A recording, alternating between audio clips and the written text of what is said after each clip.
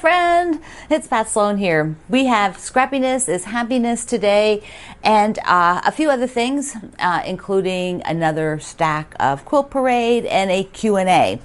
But before we get to Scrappiness is Happiness, which, I forget what block we're on. We're probably 3/4 of the way through that one, maybe. So here is the Harrisonburg, in my sleepover fabric, which is our fundraising quilt along for the Virginia Quilt Museum. So I decided to start getting these done, and I'll show you two clips, because one is going to require me to use a seam ripper. So I'm just here working, and I thought, on the Harrisonburg, and I thought I would just show you what I'm doing. So here is a little real life. I decided to just go rows across, and then I am doing also the sashing row. So row of blocks, row of sashing, row of blocks. I'm just doing a few of those before, and we'll just see. I gave myself some kind of a time limit. And when I'm piecing these rows, here we are. Let's see if I can get this in here. Okay, so what I want to do, here's the sashings, is that once the rows are done and I have the sashing row like this, I am pinning it so that all of the points are on the top so that I can see the intersections as I'm sewing. So that means I'm sewing with the littler piece on the bottom, which many of us are probably not as comfortable with that format, but you need to be able to see all these points so that you can hit them and that you don't chop them off, that you know where the intersection is. So that's what I'm doing. I'm going to go ahead and pin. I don't excessively pin. For me, I will do one at this intersection, one where I start, and maybe two. Probably just one in the middle. So for each block, I'm just doing outer edges and the center. And then this one will be the same. Outer edges, which I'm, matching these points where the sashing is, and then match to the other sashing point. And then I'll go ahead and put in the middle. So how many of these rows will I get done before I stop? I don't know. I had to sew. I just had to start sewing. That way I am moving ahead. I thought I'd just give myself a little time limit of how many to do, and I went ahead already and laid these out in the color. I did not follow the digital diagram. I just laid them out in a color that was kind of random, doing all 5 of the rows of them. I think it's 5. 1, 2, 3, 4, 5. Yeah, all 5 of the rows of them, so that they alternated nicely. And then I'll just pick them up and sew them across. And I am not like doing all of the sashing rows first. I'm just going to do them as I get to them. I think that will be easier for me, that I don't have to mark or get confused. So I will next do a block row, and then I will do a sashing row. So I'm not doing the sashing rows sewing them all in advance. But you could do that approach if that works for you, and you could mark them as 1, 2, 3. Where's the left side? Because it's easy to get them switched around if you've put the colors in a particular spot. So okay. So here I am. I'm getting this finished, and I will then go ahead and be able to get this sewn. And maybe I'll do 3 full rows and 3 sashings, and then stop. And then when I stop, I will have to take it off the wall. And I do appreciate everybody's suggestions of using a tablecloth up there to layer. I don't know. I've never done that. Maybe years ago in the past I did, but maybe I'll try it. So here I am. I'm ready to go, ready to sew. Well, I should have stopped 1 row sooner last night sewing. Look what happened. Look at this. These 2 are supposed to be here, and the blue one should be here. And of course I was on a roll, so I put the bottom sashing on. So I've got to remove that sashing, remove the row from above. These units are all sewn now. And then unhook this and shift it over, which, okay, it's not the end of the world, but I would have been done with that if I hadn't made a mistake. So you do need to be a bit on your A game. This is a lot of pieces when you're working with, start getting the rows together. So that'll be a task for today. You know yourself sometimes. It's like when I was sewing that last row on, I thought to myself, I should get up and check the diagram. I should get up and lay it out. But by this time, this is big. It is big. And to hang it up there, I would have had to take these down because they're not pinned, blah, blah, blah, blah. So instead I thought, I've got it. I put a wonder clip at the top of this. I know where I am in it. But I didn't. I got those two that were sewn together in the wrong spot, and in the wrong spot so bad that they're like duplicates there, so I can't even just sort of let it go. But this is what quilting is about. Quilting is about unsewing occasionally.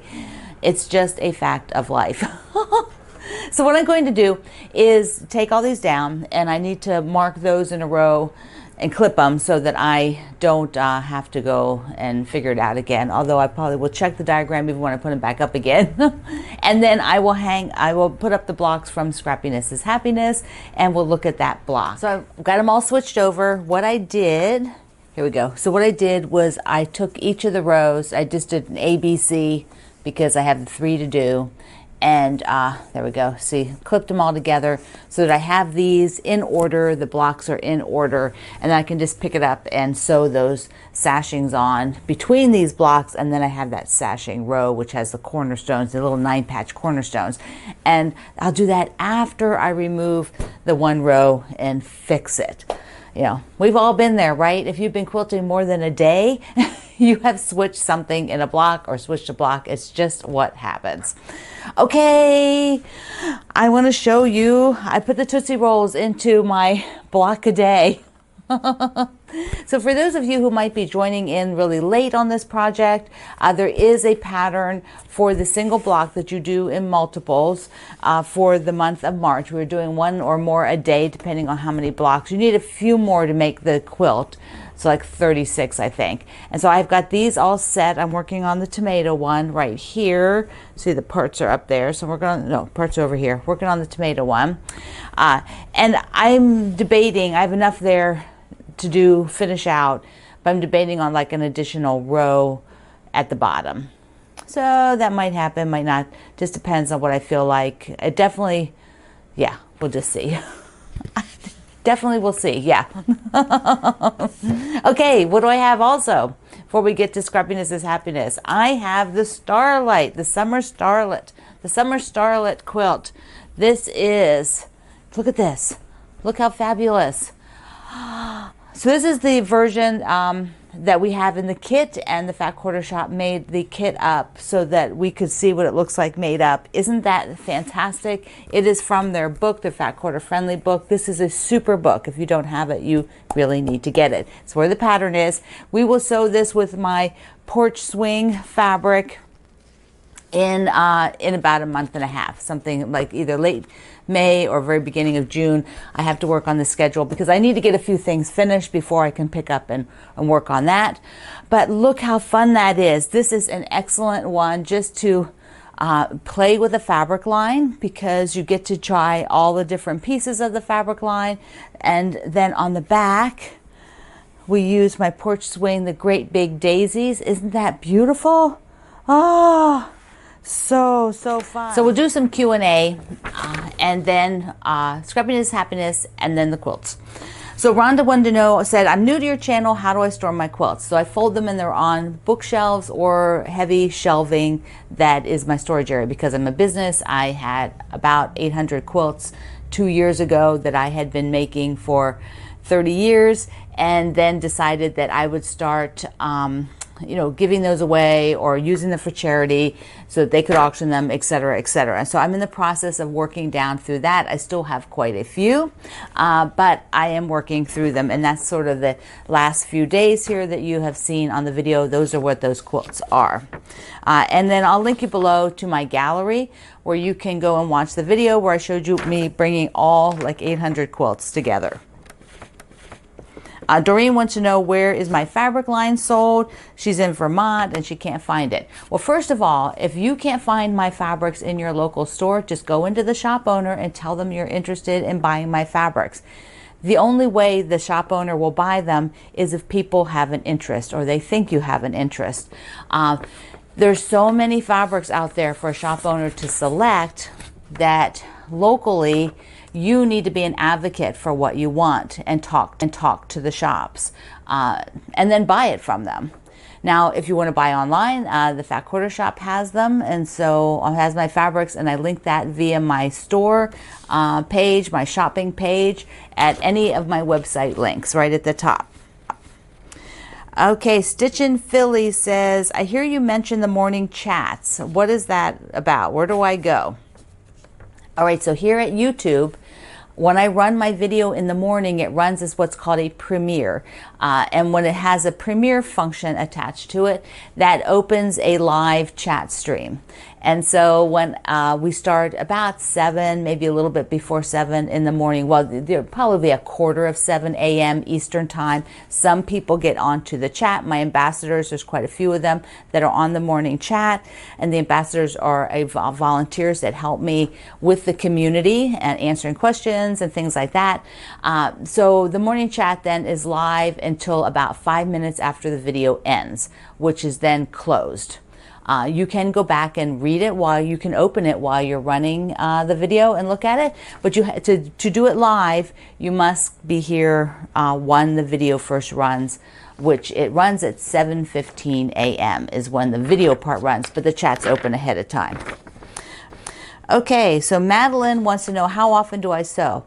Pretty much every day. You know, I sew something every day. Some days it's maybe, not 30 minutes. Sometimes it might be 3 hours. So every day. BM22. Does the glue, when I'm using the glue stick, where is it? This guy. Does it leave a residue on the needle? I do not find that it leaves a residue on the needle. So if you are finding that a glue stick you are using is having a residue, change glue sticks. Change to a different manufacturer's brand. Mary asked, why do I fold my quilt so that the outside is visible rather than folding it so that the back side is visible? Okay, so there's multiple reasons for this. One is many of you are taught to fold your quilts up so that your backing is showing, because then you're preserving the front from getting light on it. So if you put it on a shelf and it's just sitting there and all you have is a little edge showing like that, if you have the back side, then you don't have an edge within your piece that might be getting too much light. That is why you're told to fold it that way. I do not fold them that way because I do not remember what backing is on every quilt, and because I have hundreds of quilts, and if I'm trying to find something I learned over 20 years ago, then in order for me to find a quilt, I need part of the actual quilt showing, because then me or Greg can find it because he knows the quilts as well. So between the two of us, we can find the quilt. But if it's folded the other way, there's no way we will find it. We do not know what's on the back of the quilt in order to find it. And remember, you're only getting a little sliver. So even if you say, oh, I'll have the label showing, well, you only have a little sliver of the label. It's not enough to tell me. I need to see part of the quilt. Folding it right side in or right side out, neither of that makes any difference to creases. You're folding it exactly the same. It's just which direction you fold it. It's like, turning a sock inside out or not. The sock is still the same. It's not any different. So mom and dad, I love that mom and dad, right? I know it's not my mom and dad. After I put the aqua squares together, do I put on a border? I have not been putting on a border. I've been doing the aqua squares just as they are, but you can put on a border. There's no rule. It's your quilt. Vanita says, what is the name of the lamp behind me? So she wants to know that here, I have them all over. So let me just unplug this one so you can see it. It's dusty. I haven't dusted. So this is a Stella lamp. These were given to me by the manufacturer. I also use Ott lamps. I think both of them are fantastic. Depends on what you're looking for. I will link below to both Stella lamps and Ott lights. I think they're both great. Okay, now we're going to go make some little bitty butterflies. Scrappiness is Happiness is the sew along I'm doing with the Fat Quarter Shop and the author Lori Holt. And I love the little butterfly block. And she did it in a setting that's very similar to what was done in a Japanese magazine quilt many years ago, because I know that quilt because all my friends were making that quilt and we had to buy Japanese magazines to do that. And I'm sure I have that magazine still somewhere. But here is the layout with multiple butterflies, and they're tiny. And so the area where I'm going to put this is a lot of white. The blocks have a lot of white, and this is like a quadrant. So I think I'm going to do them with white and yellow so that I can pull in a bit more yellow. I'm going to use the smaller part of the butterfly will be the white. So I can get a little heavier yellow on it, even though they're tiny blocks. I was going to do originally all yellow, but I think that would not be as effective because there's so much white. It wouldn't be as balanced. Okay, so here are my yellows, and I want to pick 2 yellows. So I definitely want this guy. And I thought about the coffee fabric, but nah, I think I'm going to go for, maybe go for that one. So there'll be 2 yellows. I'm going to do the body as the stripe, and then I'm going to pick just the white. I don't know, one of them maybe I'll do with the polka dot. I have white polka dot up there already, so hold on. I don't know. Yeah, so there is the bees for the white, and maybe I'll do another one with that. So those 2, or else this guy here. Well, that's right next to it up there. So, all right, I think those 2 would be good. And they're little. My background is blue. So the background is blue that they're sitting on. All right, let me sew those up and meet you on the other side. And the in-flight blocks. The full quilt that she has, they're set like this. They alternate. Wouldn't this just be darling as a whole quilt in these colors, yellows and whites, butterflies with this blue background? Yummy. Okay, so they go up on the top left where you see just there, that spot. But that string block and that star, that unit just needs rotated. They're just sewn together. I just have them upside down. So I have to rotate them. These get a little sash in between them, and then they'll go up there. And when you go to my blog today, you will see a straight on. I'll do a straight on picture of this. So I have 2 mail call, which both came in pretty in pink envelopes. Look at that. This is so cute to get envelopes in pink. All right, so this one is from Diane in New York. And she says she doesn't know when my birthday is, but she loved this card, and so she's sending it well, for now. It's a birthday card, but it's for now. Look at the pink flamingo. Look at that. And this is like fur. So soft. So soft. And she sent me a yummy Starbucks. Yes, and that's where I'm going after I film this. Walking over because it is gorgeous out. We took a little drive.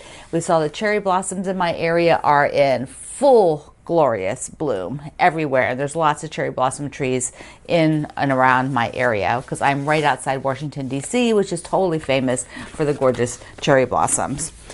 All right, so this is from Lynette in Illinois, and it was a pink envelope with another pink envelope inside. Just love it, love it, love it. Look how cute. Look at the little piggies. Totally cute little piggies.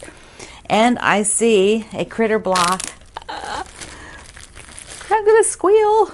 Look. Okay. Look how cute. Look how darn cute that is. It's like a little piggy bank, right? Do I have it upside down? I do. Sorry about that. I'm like, what are those things at the top of its head? Okay. There it is. Just so stinking cute. A pink piggy. I just adore it. So cute. If she told me where the block was from, I will list it. So, it's tiny and so darling. Okay. All right, I want to show you 2 quilts, and then I will show you the rest on tomorrow's video. So the first, let me just show you a small one. These are both made with my Bonnie Lane fabric, and we did quilt alongs. And so here was a wall hanging or baby quilt size, you know, wheelchair size, be good for that. And then I had my Bonnie Lane, and my mom's name is Bonnie Lane, so this fabric line was named for her. I do keep a quilt with the fabric line made, but I can't keep all of them. So that is a darling one. It's quilted with the wave stitch. And then the other is the free pattern called the Corner Store that's on my website, and we did it in several versions to show to shops and things like that, and some of them traveled. And so here is this version of the Corner Store. So it's a great it's a great size quilt for giving away. Somebody can get a lot of nice cuddles out of that. All right, my friend, if you have not picked up your Fat Quarter Shop style book or the fabrics, my porch swing fabrics, you can still get a kit right now. We will do a sew along for this. It'll be so fun, nice and easy. Those blocks are cool. All right, I love you. Mwah. Thank you for being in the Sloan Zone. I will see you online.